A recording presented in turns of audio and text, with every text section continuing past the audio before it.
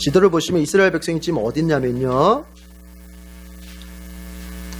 바란 광야 찾으시고요. 바란 광야 그 글자 위쪽으로 가데스 바네아라고 있죠? 예, 가데스 바네아. 예, 거기에 지금 있어요. 아직도 거기. 이 가데스 바네아를 여러분이 기억하시는 게 굉장히 중요합니다. 왜냐하면 민수기에 그 나머지 장에 그 38년 동안 이스라엘 백성이 방황을 하게 되는 그 이유가 그 이유가 바로 이 가데스 바네아에서 이제 일어난 사건 때문에 그러잖아요. 그래서 이제 오늘 이제 그 사건인데, 여러분이 이 가데스 바네아라는 장소를 기억하시는 게 성경을 이해할 때 여러 가지로 도움이 됩니다. 한번 따라해 봅시다. 가데스 바네아. 가데스 바네아가 정확한 이제 이름인데 어떤 경우에는 가데스라고만 나올 때도 있어요. 근데 그게 거기예요, 거의. 예. 자, 지금 거기 있습니다. 자, 일단 그렇게 그렇게 이제 이해를 하고요. 이스라엘 백성 어디 있는지 이해했어요. 그러니까 가데스 바네아가 거의 지금 가나안의 문턱이에요, 문턱. 조금만 더 가면 이제 가나안에 이제 들어가는 거예요. 그런데 오늘 우리가 14장을 보면 알겠지만 결과적으로 뭐예요? 거기서 미끄러져요. 미끄러져가지고 뭐 지도 보자면 밑으로 다시 쭉 미끄러져요. 그냥 문턱에서 미끄러져서 가나안 못 들어가고 다시 신광야 쪽으로, 광야 쪽으로, 홍해길 그 신광야 쪽으로 다시 또 미끄러져 버립니다. 이게 이런 거 같은 거예요. 하나님이 약속하신 복이 앞에 있는데 조금만 더 믿음으로 견디고 믿음으로 순종했으면 바로 그 복을 얻을 텐데 그 세를 못 참아가지고 그냥 불신앙했다가 그냥 그 복으로부터 미끄러져가지고 저기로 나가 떨어지는, 오늘 이제 우리가 그걸 보게 돼요. 그래서 우리는 오늘 이 성경을 14장을 배우고 나서 우리는 무조건 이 반대로 가야 돼요. 아셨죠? 하여튼 성경을 공부할 때 부정적인 게 나오면은 하여튼 우리는 그 반대로, 긍정적인 게 나오면 그대로 따라서 이런 마음으로 배워야 돼요. 그러면 다 우리한테는 좋은 게 되는 거죠. 그렇죠? 예, 좋습니다. 13장에서 봤듯이 이스라엘 백성이 40일 동안 이제 정탐하고 돌아와서 12명의 정탐꾼이 보고를 했잖아요. 회중들을 앞에다 세워놓고 이제 회중들을 모아놓고 모세와 아론과 회중들을 모아놓고 보고를 했습니다. 그때 보고하는 중에 10명의 정탐꾼들이 뭐라 그래요? 정말로 그곳은 젖과 꿀이 흐르는 땅, 정말 좋은 땅이 맞더라 하면서 포도 우리가 짊어지고 온 것도 봐라. 포도 한 송이를 갖다가 2사람이 짊어지고 와야 할 정도로 이렇게 풍성한 땅이다. 그런데 거기에 사는 백성들은 거인 자손도 있고 너무나 막강하다. 그리고 그들이 머무르고 있는 이 지는, 그들이 살고 있는 동네는 큰 성읍이고 아주 강건한 성읍이다. 그래서 결론은 우리가 가나안을 얻기가 어렵다. 그들의 보고는 이쪽으로 가고 있어요. 자, 지난주 그렇게 했던 거 기억이 좀 나죠? 예, 심지어 뭐라 그래요? 그 가나안 족속이 너무 안악자손, 골리앗과 같은 안악자손들, 아주 거인처럼 큰 이런 안악자손이기 때문에 그 앞에 가면 우리는 사람도 아니야. 그냥 메뚜기 같아. 그냥 메뚜기. 그냥 사람이 밟으면 죽는 메뚜기. 그 정도밖에 안 된다. 우리가 그 앞에 가면. 그러니 어떻게 우리가 아무리 그 가나안 땅이 좋기로 하기로서니 우리가 그 가나안 땅을 얻을 수 있겠는가? 이렇게 얘기를 해요. 자, 그러자 어떻게 됩니까? 여러분, 표시 먼저 하십시다. 14장 들어가서 이제 민수기 14장 2절, 3절, 2절에서 4절까지 지도 표시하겠습니다.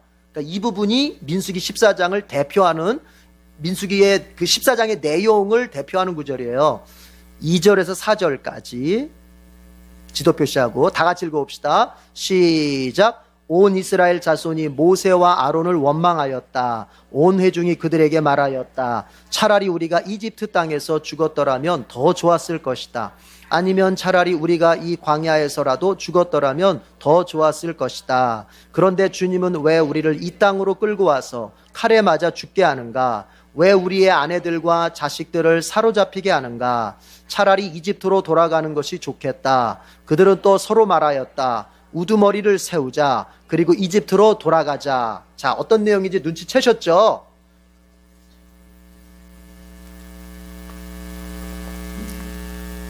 이스라엘 백성들이 그 보고자들의 보고를 듣고, 특별히 10명의 그 불신앙적 부정적 보고를 듣고 나서 이들이 원망을 하기 시작하는 거예요.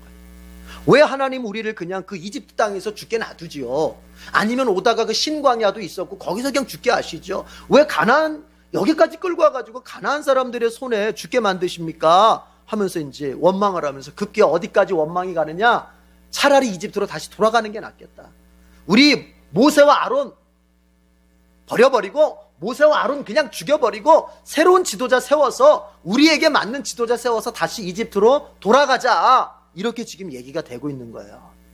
그러자 모세와 아론은, 여러분 5절 보니까 모세와 아론은요, 그 이스라엘 자손들 흥분해서 막 날뛰고 있는 이스라엘 자손 앞에서 어떻게 한 줄 아세요? 얼굴을 땅에 대고 엎드립니다. 5절 보니까 그래요. 모세와 아론은 얼굴을 땅에 대고 엎드려. 그러니까요, 여러분 보세요. 상대방이 막 흥분해서 날뛰잖아요. 그때 막 나도 흥분해가지고 날뛰면 돼요, 안 돼요? 안 돼요. 그때는 엎드리는 거예요. 그냥 엎드려. 뭐예요? 그냥 죽어요. 그냥 죽어. 그래야 그 흥분한 것이 이제 그만두지. 앞에 사람이 막 흥분하고 있는데 그냥 남편이 흥분해가지고 막 이러고 있는데 그냥 아내까지도 그래 너 죽고 나 이러면 안 되는 거예요. 어떻게 해야 돼요? 그냥 엎드려요. 왜 모세와 아론이 엎드렸겠어요? 두 가지 의미예요. 하나는 뭐예요? 이스라엘 백성들이 이렇게 막 원망하면서 날뛰는 모습을 보니 하나님이 분명히 여기다가 징계를 내리실 텐데, 그거에 대한 두려움 때문에 엎드리면서 하나님 기도하는 거예요. 하나님 용서해 주십시오. 용서. 또 하나는 뭐예요? 그 사람들과 맞서지 않기 위해서 엎드리는 거예요. 아시겠죠? 예, 그렇게 하고 있었어요. 이때에 여러분, 이제 정탐꾼 가운데에서 믿음의 정탐꾼들이 있었잖아요. 2명. 누구죠? 여호수아와 갈렙이 있었죠. 그 여호수아 갈렙이 이제 막 6절에 보니까 자기들의 옷을 찢으면서, 6절에 보니까요, 여호수아 갈렙이 슬픔에 겨워서 자신들의 옷을 찢으면서, 너무 슬퍼. 왜 슬퍼? 하나님을 모독하니까 너무 슬픈 거야. 여러분, 믿음의 사람은요, 우리 하나님을 막 다른 사람들이 욕하고 다른 사람들이 모욕하고 다른 사람들이 막 부정적으로 얘기하면요, 마음이 슬픈 겁니다. 그게 믿음의 사람이에요. 우리 하나님이 막 세상에서 욕먹고 세상에서 명예가 짓밟히는데도 아무렇지도 않아. 그 이상한 거죠. 그죠? 예. 우리가 믿는 하나님이 세상 가운데서 누명을 쓰고, 우리가 믿는 하나님이 세상 가운데서 그 명예가 떡칠해질 때, 여러분 정말 신자의 마음은 어때요? 이 마음이 아파야 돼요. 그 여호수아 갈렙이 마음이 아팠어요. 그럼 자기들 옷을 막 찢었어. 이건 옷을 찢는다는 게 뭐냐면 자기들이 이렇게 마음 아프다는 걸 표시하는 거예요. 옷을 막 찢으면서 이제 말을 합니다. 자, 8절. 표시는 8절만 하시고 우리 읽기는 7절 8절을 같이 읽어봅시다. 자, 표시를 8절 나침반 표시하세요. 8절에만. 자, 그리고 읽기는 7절, 아예 7, 8, 9절을 3절을 같이 읽읍시다. 그래야 여러분의 내용이 확 들어올 것 같아요.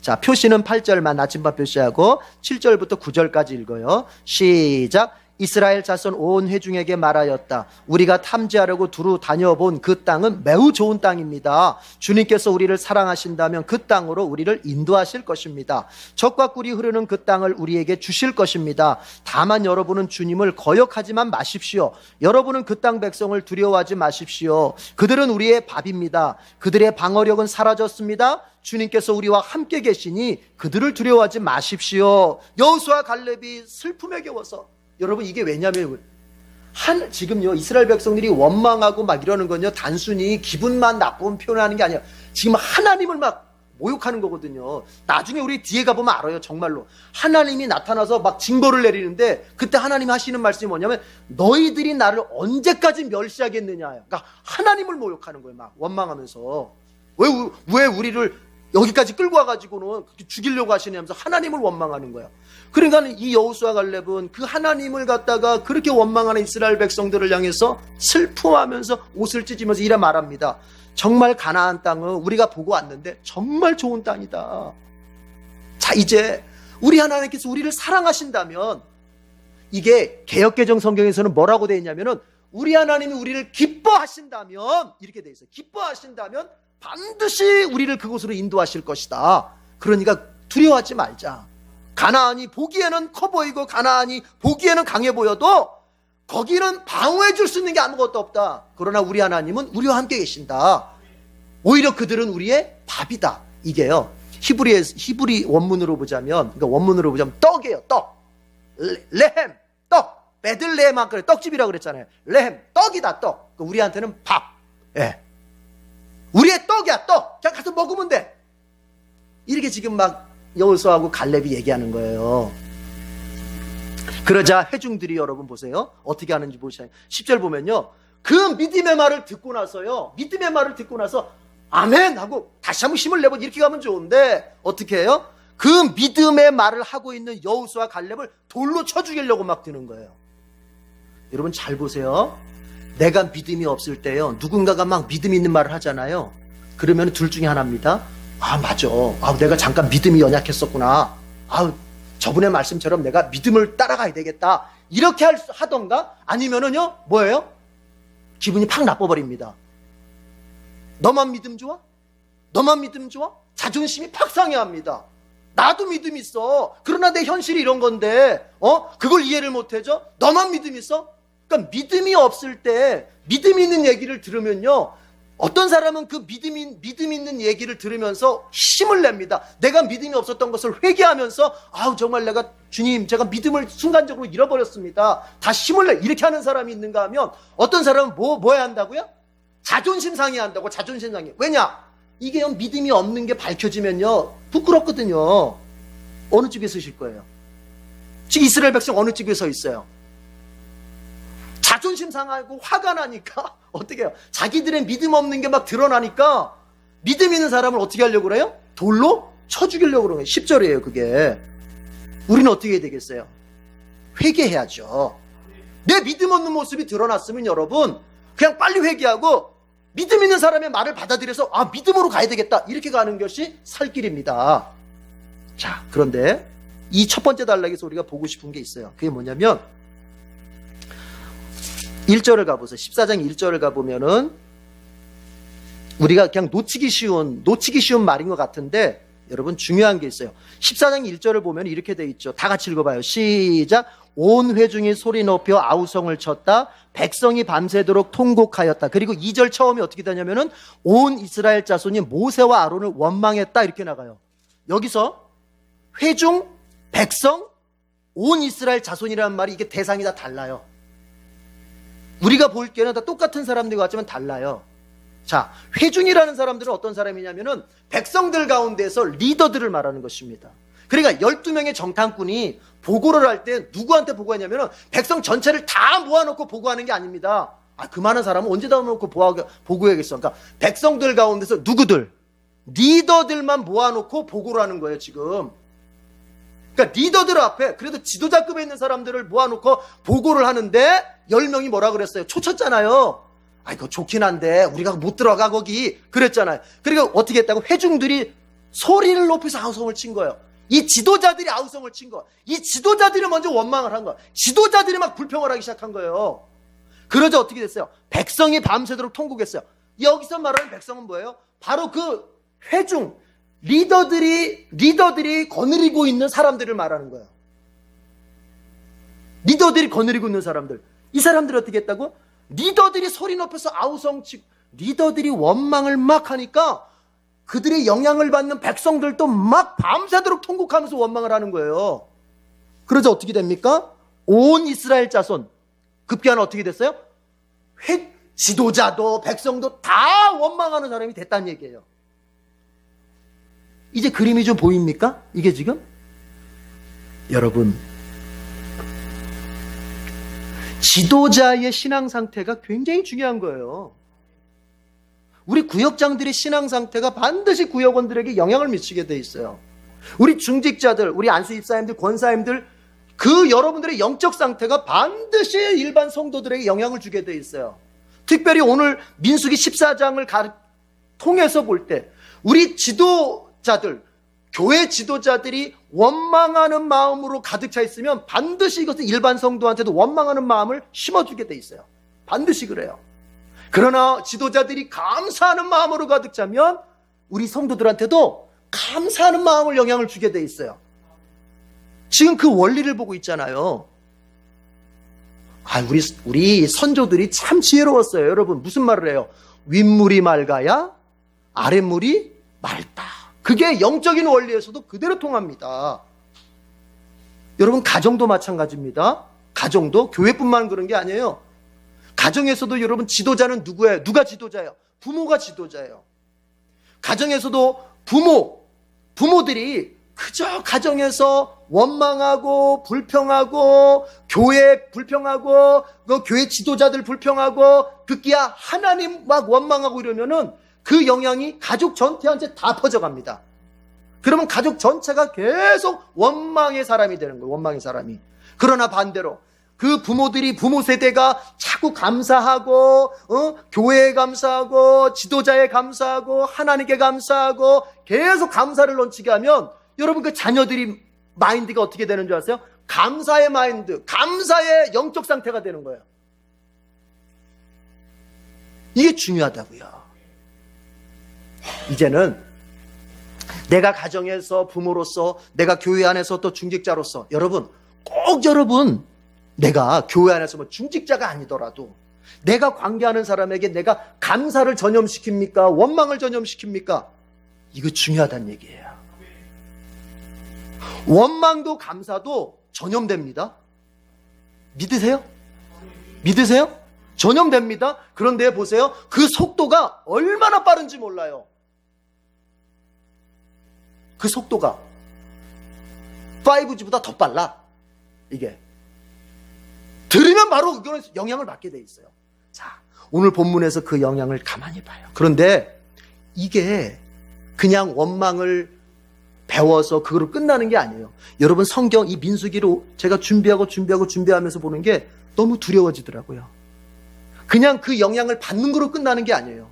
그 영향을 받는 사람들이 다 멸망을 당해요. 그리고 더 무서운 게 뭔지 아세요?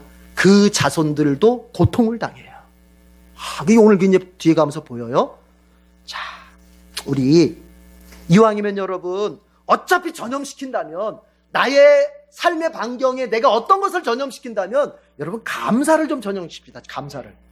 감사를 좀 퍼뜨리십시다. 그렇죠? 그리고 이렇게 얘기하죠. 갈렙이 무슨 얘기를 합니까? 갈렙이 그렇게 말했잖아요. 주님께서 우리를 사랑하신다면 그 땅으로 우리를 인도하실 것입니다. 갈렙이 이 고백을 해요. 주님이 우리를 사랑하신다면, 주님이 우리를 기뻐하신다면 반드시 우리를 가나안 땅으로 인도하실 것이다. 지금 다른 사람들은 뭐라고 말하고 있어요? 가나안 땅에 큰 성이 있고 큰 거인족들이 있고 거기는 우리가 상대할 수 없는 너무나 높은 힘 있는 장애물들이 많기 때문에 우리는 못 간다. 그러면 그 얘기는 뭐예요? 이스라엘 백성이 가나안을 얻느냐 못 얻느냐는 순전히 누구에게 달린 거예요? 가나안의 환경에 달렸다는 얘기예요. 맞죠? 10명의 사람은 이스라엘이 가나안에 들어가느냐 못 들어가느냐는 누구한테 달렸다는 거예요? 가나안에 달렸다는 거예요. 가나안의 환경, 가나안의 조건에 달렸다는 거예요. 그런데 지금 갈렙의 얘기가 중요한 이유가 있어요. 제가 열심히 하는 것처럼 여러분들 열심히 듣고 계시죠 지금? 예. 갈렙의 이야기가 중요한 이유가 뭐지? 갈렙은 이렇게 말하는 거예요. 주님께서 우리를 사랑하신다면 그 땅으로 우리를 인도하실 것입니다 라는 이 말 속에 포함된 뜻이 뭐냐? 가나안을 얻고 못 얻고는 가나안의 조건에 달려 있거나 우리의 능력에 달려 있는 것이 아니라 하나님께 달려 있다는 거. 하나님께. 그 하나님이 우리를 기뻐하시고 그 하나님이 우리를 사랑하신다면 그 하나님이 우리에게 가나안을 주시기 때문에 우리가 얻을 수 있다는 거예요. 이게 믿음이에요. 환경을 보고 나를 보는 사람은 믿음이 없는 거예요. 그러나 맞아요. 내가 부족해요. 환경 어려워요. 그러나 하나님이 주시면 된다. 이게 믿음이라는 거예요. 갈렙은 그 믿음 가운데 서 있는 거예요. 여러분, 자꾸 뭘 보고서 그렇게 자꾸 계산기를 두드리시고 뭘 보면서 자꾸 그렇게 두려워하고. 이 세상은요, 두 가지 사상이 흐른다고 볼 수 있어요. 하나는 뭐냐? 이성의 사상, 이성을 강조하는 사상. 하나는요, 믿음을 강조하는 사상. 그걸 내가 좀 철학적인 용어로 얘기한다면 조금 어렵게 이성을 강조하는 세상, 헬레니즘, 그리스 쪽 철학, 헬레니즘, 이성, 논리, 합리성, 믿음을 강조하는 세계가 있어요. 헤브리즘, 히브리즘, 바로 이스라엘 백성들 말하는 거죠. 신앙, 믿음. 그럼 신자는 어디에 속하는 사람이냐? 여러분, 바로 믿음의 세계에 속한 사람이에요. 생각합니다. 생각하는데 그 생각이 항상 무엇을 따라가는 생각이어야 하냐면은 믿음을 따라가는 생각, 믿음을 따라가는 논리, 믿음 앞에 순종하는 이성이어야 되는 거예요. 이성이 믿음을 잡아먹으면 안 되고 믿음이 이성을 잡아먹어야 돼요. 아무 생각 없이 철학도 모르고 세상의 물정도 모르는 바보가 된다는 소리가 아니라 알아요, 파악해요. 그러나 거기 더 나가는 거예요. 그렇지만 하나님이 하시면 된다. 여기까지 나가는 거예요. 우린 두 극단에 빠지면 안 돼요. 믿음 강조하다가 이성, 마땅히 생각해야 될 걸 생각할 줄 모르는 바보가 되는 것도 안 되고, 이성, 생각하는 것, 이것을 너무 강조하다가 하나님을 믿고 따라가야 될 그 믿음을 놓치는 그런 사람이 돼서도 안 돼요. 여러분, 여호수아 갈렙 뭐라고 말합니까? 똑같습니다. 똑같이 가나안을 보고 왔습니다. 맞습니다. 여호수아 갈렙도 가나안이 얼마나 강하고 거기에 얼마나 높은 성읍이 있고 큰 거인족들, 안악자손들이 있고 압니다. 파악을 했습니다. 자, 파악한 그거에다가 여호수아 갈렙은 뭐를 덧붙이는 거예요? 믿음을 덧붙이는 거예요. 믿음을. 보이세요? 다른 10명과 여호수아 갈렙의 차이가 뭔지 아시겠어요? 여호수아 갈렙이 세상 물정을 모르는 사람들이 아니에요. 더 잘할 수도 있어요. 그런데 거기다가 무엇을 플러스 했다? 믿음을 플러스 했는 거야. 하나님이 우리를 사랑하시면, 하나님이 우리를 위하시면, 하나님이 우리를 기뻐하시면, 하나님이 우리를 그쪽으로 인도하시면 우린 들어갈 수 있다.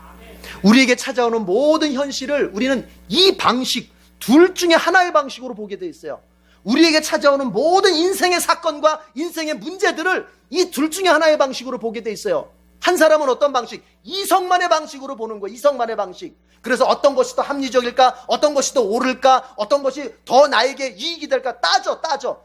일단 따지는 거는 이성적인 거예요. 따지는 쪽은 이거는 이성 주도적인 거예요. 예? 그리고 그런 사람들 따지다 보니까 어떻게 살아요? 되게 복잡해요. 생각이 깊은 게 아니라 복잡해. 그래서 그런 사람도 어떻게 해요? 생각도 우유부단해. 너무 복잡하게 생각하다 보니까. 그러나 믿음은요, 단순해요. 단순해. 그래서 결정도 아주 딱 쉽게 하는 거예요. 두 가지 방식 중에 하나입니다.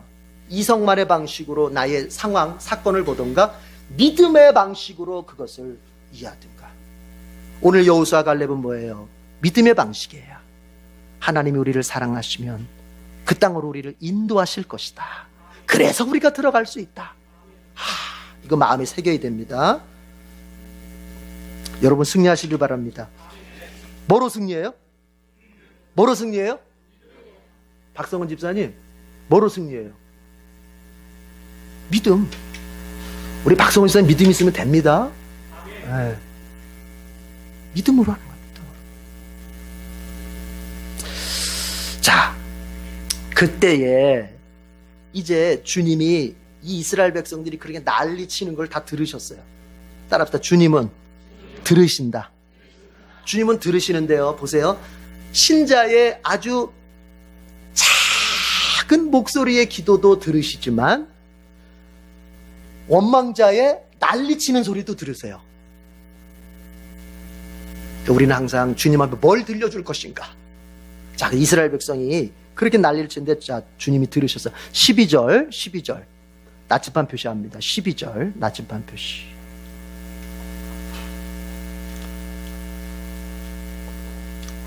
다 같이 읽어봐요. 시작. 내가 전염병으로 이들을 쳐서 없애고 너를 이들보다 더 크고 힘센 나라가 되게 하겠다.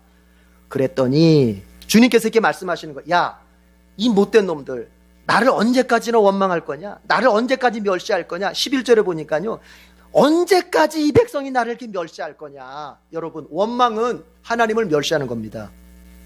아시겠어요? 사람을 향해 하는 원망, 교회 지도자를 향해서 하는 원망, 교회를 향해서 하는 원망, 그걸 포함해서 원망하는 것은 하나님을 멸시하는 거예요. 11절 보세요. 주님께서 모세에게 말씀하셨다. 언제까지 이 백성이 나를 멸시할 것이라 더냐. 원망은 주님을 멸시하는 겁니다. 왜요? 모든 원망의 기초는요, 따라하세요. 불신앙. 불신앙. 모든 원망의 기초는 불신앙이에요. 하나님을 신뢰하지 못하기 때문에 원망에 빠지는 거예요. 하나님을 내가 딱 의지하지 못하니까 불신앙에 빠지는 거예요. 하나님을 의지하지 못하니까 무슨 마음이 생겨? 두려운 마음이 생겨. 두려운 마음이 생기니까 이 두려움을 어떻게 해소를 하냐면은 원망으로 막 만나가지고 막 부정적인 얘기하고 막 불평하고 누구 때문이라고 막 이런 욕을 해야 이 두려운 마음을 그나마 조금은 해소할 수 있는 거예요. 여러분, 심리학의 한계가 뭔지 아세요? 심리학의 한계? 심리학의 한계는 이거거든요. 두렵냐? 그럼 막 욕해, 이거예요. 그걸 해소해야 된다는 거예요. 마음에 쌓아두지 말고 막 쏟아내라는 거예요. 그래, 이걸 알아야 돼요. 사람은 쏟아내면 쏟아낼수록 그게 허해져서 더 다른 걸 채우고 싶어 하는 거예요. 아시겠습니까? 그래서 두려워질 때 그걸 심리학적으로 해결하려고 들리면 다른 사람 만나가지고 막 수다 떨면서, 그것도 이제 건전한 얘기가 아니라 막 누구 막 욕하면서 이렇게 속이 시원해지는데, 그렇게 되면 더 망하는 거예요. 믿음의 사람은 어떻게 하느냐? 하나님 앞에 믿음을 빨리 회복해야 돼요. 왜? 모든 원망의 기초는 불신앙이에요. 왜? 이 불신앙이 두려움을 낳고 이 두려움이 원망을 낳는 거거든요. 보이십니까? 그 원리가? 네. 그러니까 내 원망이라고 하는 것이 그냥 올라온 게 아니에요. 분명히 그 사람 뭐에 대해서 두려워하는 게 반드시 있어요. 근데 자기는 몰라. 자기는 모를 때가 많아요. 아니, 난 목사님, 내가 얘기하고 상담하다 보면 그래요. 얘기하다 보면, 아니, 목사님, 저는 걱정하는 거 없는데요. 그래요. 그런데 원망은 해. 두려워하는 게 없대. 그러다가 쭉 얘기해보면, 아, 그거는 제가 걱정하는 것 같네요. 이렇게 나와. 자기도 자기를 몰라. 뭘 두려워하는지. 그런데 반드시 그렇습니다. 원망은 그냥 나오지 않아요. 두려움에서 나오는 거예요. 그런데 그 두려움은 뭐로부터 나오느냐? 하나님에 대한 불신앙, 하나님을 믿지 않음으로부터 나오는 거예요. 제가 이걸 자꾸 반복합니다. 강조하기 때문에 원리를 알아야 돼요. 그냥 나오는 게. 그러니까 여러분, 행동을 바꾸려고 하면 못 바꿔요. 아유, 내가 원망하는 버릇이 있는데, 아유, 내가 이제 원망하지 말아야 되겠다. 새해 됐으니까 내가, 원망하지 말아야, 이런다고 바뀌는 게 아니에요. 왜요?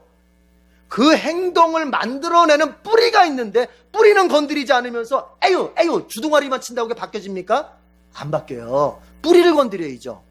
불평의 입술이 그냥 불평의 입술이 된 게 아니에요. 불평의 입술은 마음에 두려움 뿌리가 있기 때문인 거고, 그 두려움의 뿌리는 불신앙이에요. 불신앙. 하나님을 온전히 믿지 못하는. 그래서 이놈의 주둥아리를 치고 싶으면은 뭐냐? 내 믿음을 빨리 회복해야 돼요. 그럼 이거는 원망은 사라지게 돼 있어요.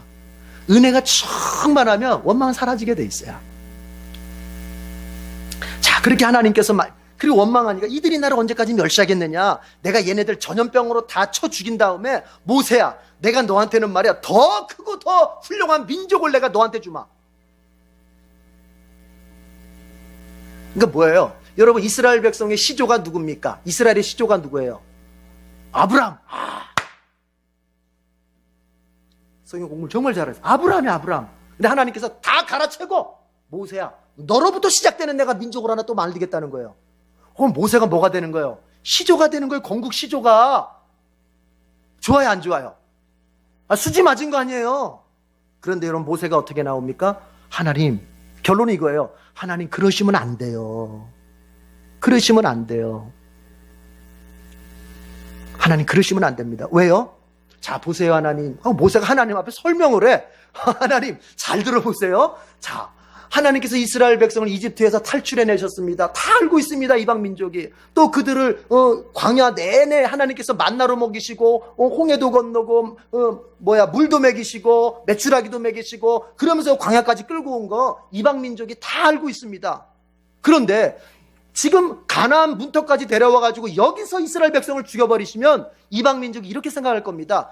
그 여호와시는 말이야, 데리고 나올 능력은 있었는데 데리고 들어갈 능력은 없었나 봐. 이집트에서 데리고 나올 능력은 있었는데 가나안에 데리고 들어갈 능력은 없었나 봐. 그러니까 한마디로 뭐예요? 부족한 신이야, 부족한 신. 분명히 이방 민족이 이렇게 말할 겁니다. 그러면 하나님의 영광이 가려지고 하나님의 명예가 가려집니다. 그러니까 하나님 그렇게 하시면 안 됩니다. 부디 이스라엘 백성의 죄를 용서해 주십시오. 이렇게 기도하는 거예요. 지금 모세는요, 자기의 이익보다 누구의 명예를 더 생각합니까? 하나님의 명예. 이게 신자예요. 이게 성숙한 신자. 내가 무엇을 얻을 수 있느냐, 내가 얼마를 얻을 수 있느냐, 내가 얼마가 수지를 더 맞을 수 있느냐가 아니라 나의 이 선택으로 말미암아 하나님이 얼마나 기쁘게 되시고 하나님이 얼마나 명예를 얻으시고 세상의 가운데 하나님의 나라가 얼마나 더 확장될 수 있을까, 이거를 염려하는 사람이 성숙한 신자예요. 우리 에덴의 모든 성도들이 이 수준에 이를 수 있기를 바랍니다. 여러분, 이 세상 사는 동안은요, 가난해질 수도 있고 우리가 연약해질 수도 있고 몸이 아플 수도 있고 때로는 관계가 어려워질 수도 있습니다. 그렇더라도 그 모든 어려운 상황에 우리가 어려운 상황이 될 수도 있고 때로는 부유하게 될 수도 있겠지만 인생이라는 건 그런 거예요.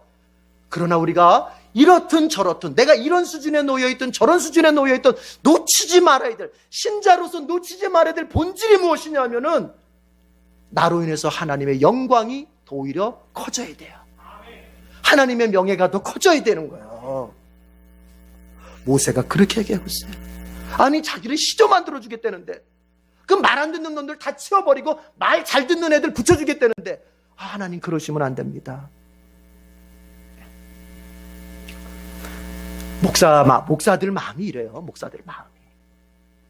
성도들 가운데서는요, 잘 순종하는 성도도 있겠지만 때로는 그 순종하기가 어려운 성도들도 있을 수 있어요. 그렇죠? 그럼 목사가 나쁜 마음 먹으면 어떡해? 하나님 싹 그냥 바꿔주세요. 그냥 교인들 싹 바꿔주세요. 내 말 잘 듣는 교인들만 가득 차게. 모세는 그렇게 안 했다는 얘기예요. 홍 목사도 그렇게 안 하겠습니다. 그게 우리 주님의 마음이에요. 여러분, 예수님의 제자들 보세요.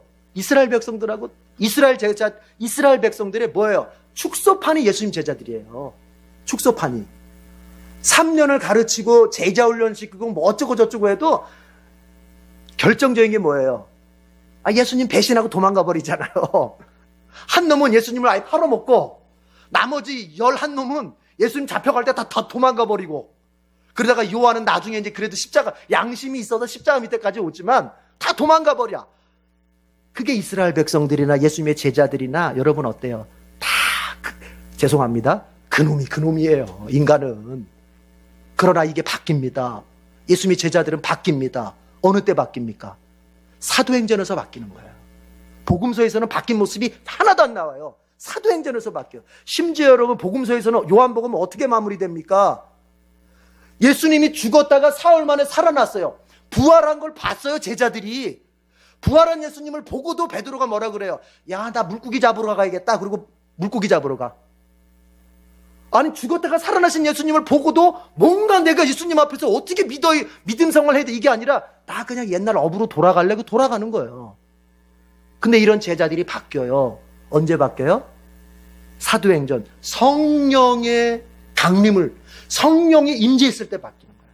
사람은 그냥 바뀌지 않아요. 성령 받아야 바뀌는 거예요. 여러분의 자녀들 아무리 무릎 꿇고 앉혀놓고 훈계해 보십시오. 이렇게 살아야 되고 안 됩니다. 여러분, 그 자녀의 영혼 속에 뭐가 충만해야 돼요? 성령이 충만해야 됩니다. 성령이 들어가야 그 본성이 바뀌고, 본성이 바뀌어야 그 마음이 바뀌고, 마음이 바뀔 때 행동들이 바뀌는 거예요. 그래서 기독교는 교육을 굉장히 중요하게 여기지만 잊지 마세요. 교육이 결코 전부라고 생각하지는 않아요.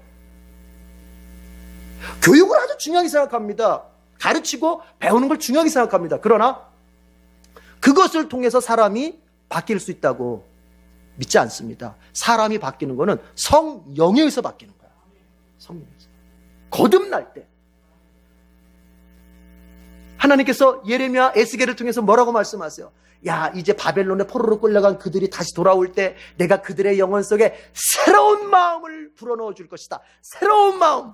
그 새로운 마음이 뭐냐? 아, 이제는 내가 하나님 뜻대로 살고 싶다. 아, 이제는 내가 하나님 사랑하고 싶다. 아, 내가 이제 하나님 말씀에 순종하고 싶다는 새로운 마음을 넣어 줄겠다. 그럴 때 이스라엘 백성들이 제대로 살아갈 것이다. 이런 얘기를 하시는 거예요. 그 새로운 마음이 뭐냐? 바로 성령이 우리에게 주시는 마음이에요. 그러니까 여러분, 기도 많이 하세요. 내 행동을 행동으로 고치려고 들면 안 돼요. 내 행동의 변화의 시작은 기도 많이 해서 성령이 내게 충만해져서 내가 은혜가 충만해져서 이제 행동을 조금씩 바꿔갈 수 있는 거예요. 그러니까 우리는 우리의 행동을, 우리의 변화를 육적인 것으로 시작해서 바꾸려고 들면 안 됩니다. 영적인 것으로 시작해서 바꿔야 돼요. 그 첫 단추가 뭐예요? 말씀과 기도로 먼저 시작을 해야 돼요. 성경을 읽으면서 또 기도하면서 내 영혼이 점차 성령이 충만한 영혼으로 되어져 가고, 그때 내가 이상하게 이제 힘이 생겨요. 어떤 힘이? 내 행동을 제어할 수 있는 힘이 생겨요. 믿으세요? 그렇게 가는 거예요.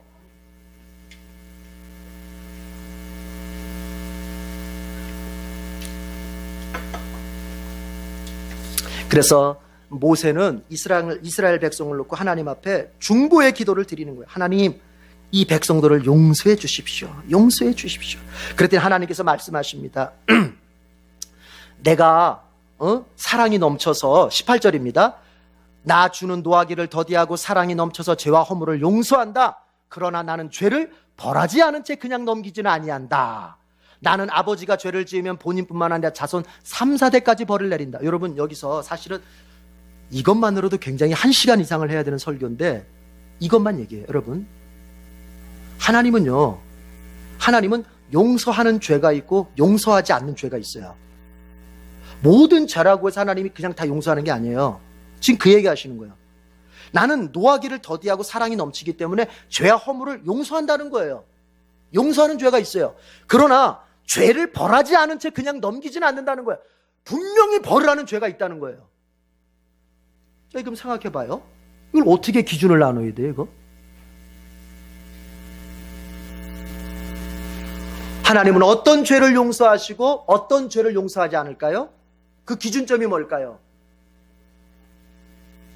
속으로 생각하고 계시죠? 자, 따라해 보세요. 회개. 하나님은 아무리 큰 죄라도 회개하는 죄는 용서해 주십니다. 그러나 아무리 작은 죄라도 회개하지 않은 죄는 하나님 반드시 징벌을 내리겠다는 거예요. 그러니까 용서받기 위해서는 뭐가 필요한 거예요? 회개가 필요한 거예요. 이러면 안 됩니다. 에이, 하나님이 다 아시니까, 나 예수 믿으니까 다 용서해 주시겠. 지금 하나님의 말씀을 신앙생활은 성경을 근거로 해서 되는 것이지 내 추측을 근거로 해서 하는 게 안 돼요. 하나님 말씀하세요.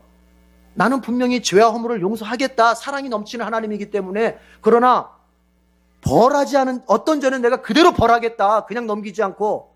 그러면 그 죄가 어떤 죄? 회개하지 않은 죄. 여러분 잘 기억하셨다가 여러분 써먹어야 돼요. 죄를 용서받고 싶으면 하나님 앞에 회개해야 됩니다.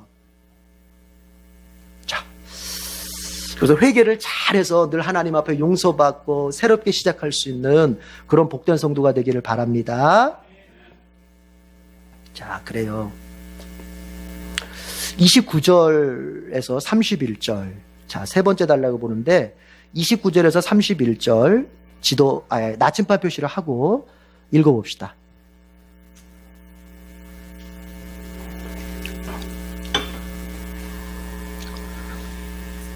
자, 29절에 31절 나침반 표시하고 읽어보겠습니다. 시작. 너희 가운데 20살이 넘은 사람으로 인구조사를 받은 모든 사람들 곧 나를 원망한 사람들은 이 광야에서 시체가 되어 뒹굴게 될 것이다.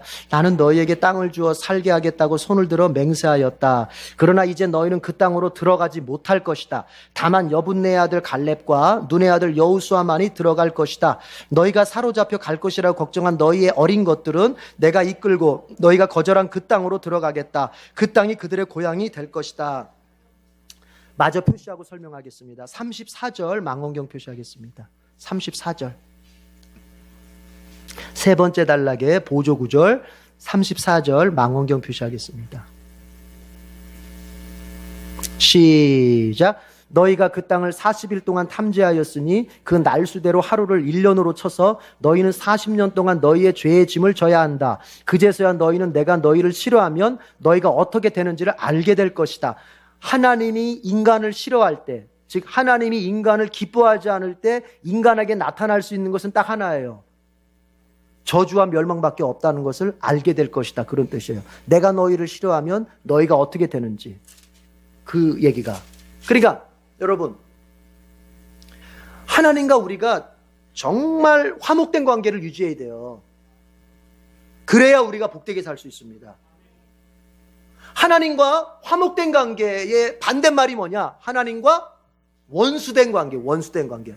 하나님과 원수된 관계가 되면 이스라엘 백성들 지금 이런 얘기거든요. 자, 나한테 원망하고 나를 멸시하면 원망하는 가운데 나를 멸시하고 나를 모욕 줬던 이스라엘 백성들, 그들 가운데 1세대들 인구조사할 때 1장에서 인구조사할 때 20세 이상으로서 전쟁에 나갈 만한 사람 60만 3,550명 조사했잖아요.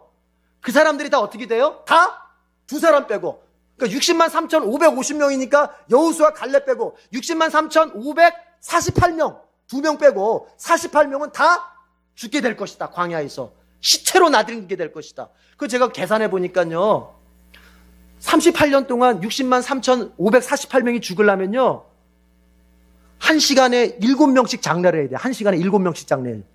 그러니까 12시간 동안 하루에 장례식을 12시간으로 잡았을 때 1시간에 7명씩 장례해야 38년 동안 60만 3,548명을 장사를 할 수 있겠더라고요.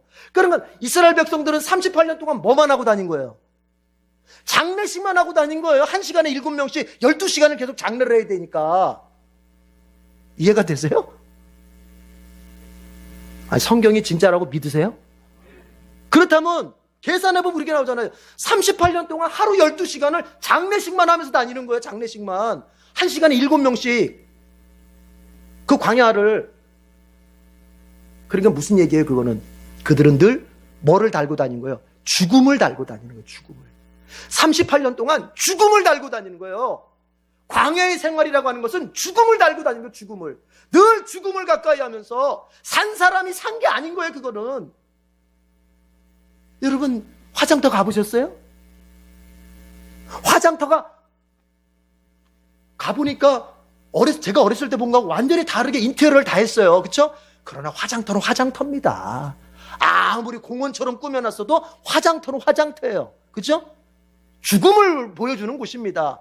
그런데 생각해 보세요.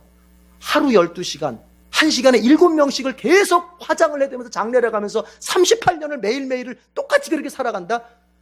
죽음 속에 사는 거예요. 하나님을 거부하고, 하나님을 무시하고, 하나님을 멸시하고, 하나님을 거부하고, 하나님께 불순종한 사람의 삶이라고 하는 것은 사는 게 아닌 거예요. 사는 게 무엇과 같아요? 죽는 것과 같은 거예요.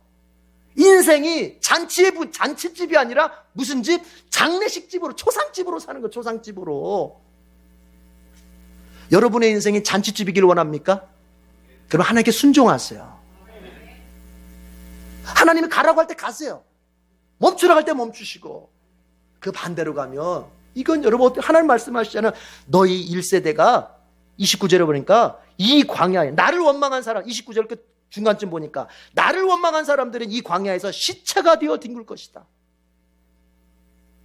60만 이상의 사람들이 광야에서 시체가 되어서 나뒹굴게 되는 거예요. 다 죽는 거예요.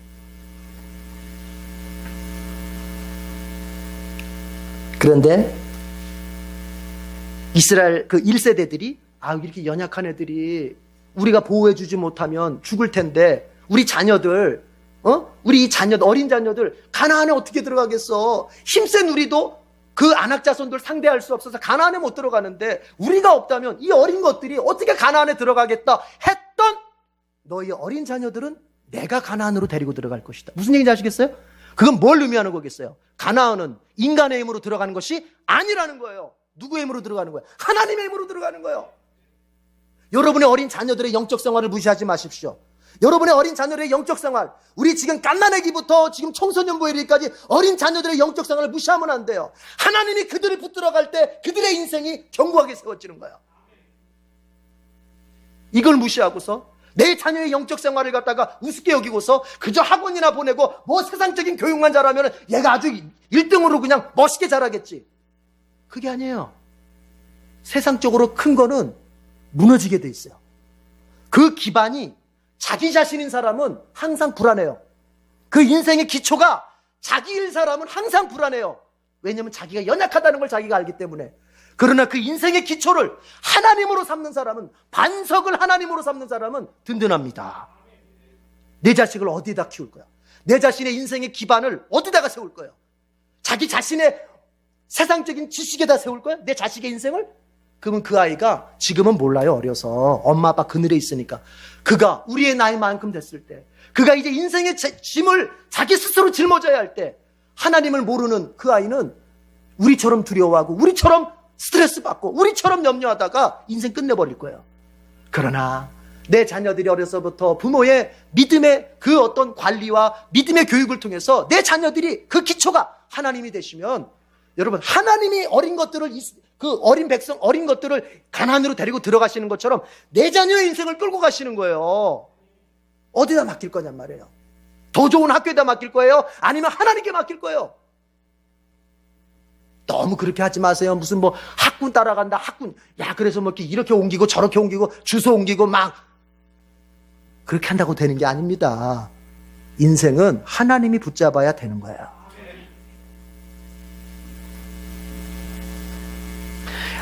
이것만 얘기하고, 자녀 얘기했으니까 제가 여러분 이것만 얘기하고 마치.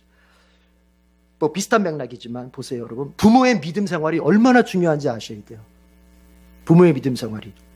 부모의 믿음 생활이요. 따라합시다. 부모의 믿음은 자녀의 장래를 좌우한다.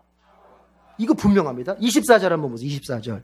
오늘 이 얘기는 꼭 하고 갑시다. 뭐 다음에 또 설교할 기회가 있으면 또 하겠지만, 그래도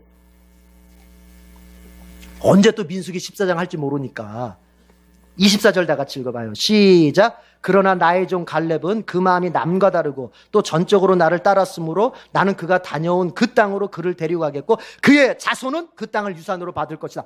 갈렙이 믿음이 좋았어요. 그 믿음이. 갈렙은 그 마음이 남과 달랐다. 그럴 때 그 마음이라고 하는 것은 원래 히브리어로 보자면요, 마음이 아니고 르하흐, 영을 말하는 거예요. 영. 그러니까 이게 원래로 번역을 하자면은 갈렙은 영이 달랐다는 거예요. 영이 다른 사람들하고 그 10명하고 달랐다는 거예요. 영이. 그 영이 어떤 영? 바울이 갈라디아서 5장에서 말하는 것처럼 성령을 따라가는 영이야. 성령을 따라가는 영. 갈렙은 성령을 따라가는 영이에요. 그게. 그러니까 달랐다는 거예요. 나머지 10명은요, 무엇을 따라가는 영이에요? 사탄을 따라가는 영이에요. 그렇게 달랐다는 거예요. 그런데 보세요. 그렇게 믿음을 잘 지켰던 갈렙에게 뭐라고 말합니까? 그의 자손은 그 땅을 유산으로 받을 것이다. 아버지가 믿음 생활 잘하니까 자손이 여러분 복을 누려요. 이걸 진짜로 믿으시는지요? 그런데 보세요. 33절 한번 보세요. 33절 나같이 시작. 너희 자식들은 40년 동안 광야에서 양을 치면서 너희의 시체가 썩어 없어질 때까지 너희가 저지른 죄를 대신 짊어질 거. 이게 무슨 말인지 아세요? 자, 이제 잘 들어보세요. 마지막이에요. 여러분, 부모 세대가 믿음 생활을 잘 못하잖아요. 하나님 앞에 믿음 생활 제대로 하지 않고 원망과 불평, 하나님을 원망하고 교회를 원망하고 지도자를 원망하고 자꾸 죄 지면서 살면 하나님이 그 사람을 징계합니까? 안 합니까? 징계합니다. 그런데 문제가 생겨요. 그 징계의 고통이 그 당사자 한 명으로 끝나지가 않아요. 왜요? 그 사람이 혼자 살고 있으면은 혼자 사는 대로 끝날 거예요. 혼자로 끝날 거예요. 당사자로 끝날 거예요. 그러나 그 사람이 혼자가 아니고 가족을 거느리고 있으면 그 부모가 받는 징계가, 그 징계의 여파가 누구한테까지 가요? 자식한테까지 가는 거예요. 자, 예를 들어봐요. 예를 아주 쉽게. 자, 이 A라고 하는 사람이, 이 사람이 부모인데 하나님 앞에 믿음 생활을 개떡같이 해. 좀 찰떡같이 해야 되는데 믿음 생활을 개판으로 하니까 하나님이 벌을 주셨어요. 징계를 주셨어요. 믿음 생활 좀 회개하고 믿음 생활 똑바로 하라고.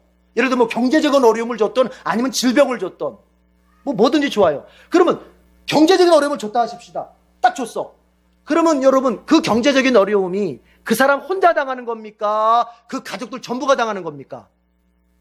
그 얘기하는 거예요 지금.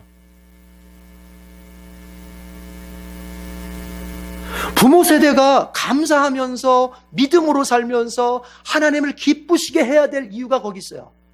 자식을 생각해서라도 내가 믿음으로 제대로 살지 못하면 내 당대의 고통으로 끝나는 것이 아니라 그 징계의 그 여파가 그 징계의 파괴력이라고 하는 것이 내 다른 가족들에게도 고통이 된단 말이에요. 그러나 갈렙은 어땠어요? 그 믿음 생활을 갖다 하나님 앞에서 믿음으로 하나님 앞에 인정받고 믿음으로 하나님 앞에 딱 칭찬을 들으니까 그 자녀에게는요 나중에 들어가서 이제 여호수아 땅을 얻을 때 헤브론 땅을 가장 좋은 땅을 그 자녀들이 누리게 됩니다. 자녀들에게 좋은 것을 물려주는 길은 내가 하나님 앞에 믿음 생활을 똑바로 하는 거예요. 똑바로. 내가 하나님 앞에서 내 믿음 생활 똑바로 하면 하나님은 나의 믿음을 보시고 내 자녀들을 책임져 주시는 거예요. 이런 복이 가득한 우리 에덴의 교우들 되기를 바랍니다. 기도할게요.